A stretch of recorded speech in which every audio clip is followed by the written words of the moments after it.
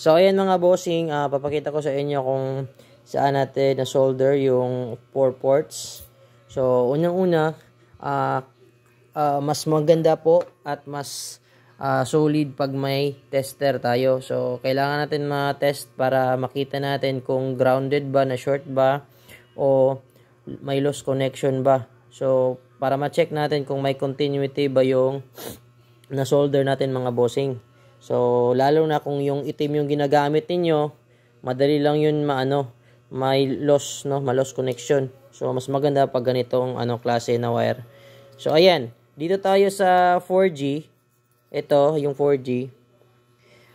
Antenna 1 at antenna 0. So, ito yung 4G natin.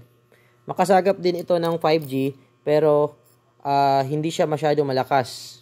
So, kung 2 ports lang, dito lang kayo. 4G.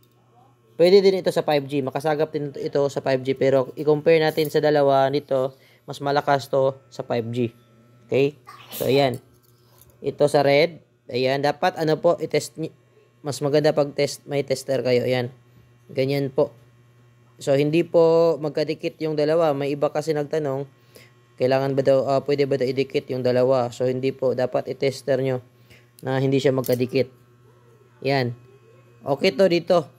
Madali lang to ikabit dito. I-solder dito. Pero dito, mahirapan kayo pag first timer kayo. Mahirapan kayo mag-solder kasi sobrang liit.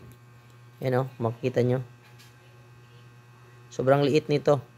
So, mahirapan kayo pag first time kayo mag-solder. So, ito yung sa 5G. Okay, 5G connection. Ito ay sa antenna 11 and 13. So, dito lang kayo sa red mag-solder. Okay, sa antenna 11 and 13, sa red lang kayo mag-solder. At saka sa antenna 1 and 12, 10 and 12, sa black lang din kayo mag-solder. So, ito yung dalawa sa 5G. So, ganun lang.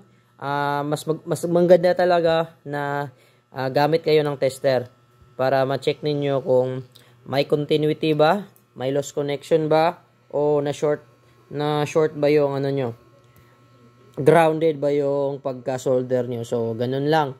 Tapos, balik nyo na sa lagayan. So, tapos, tester nyo. Tapos, mas mabuti na, gamit kayo ng mga tools para hindi kayo mahirapan, no? Tulad dito, tweezer, yan. Gunting, hindi nyo na kailangan ng barina. Tapos, ganito, yan, pliers, yan. So, yun lang.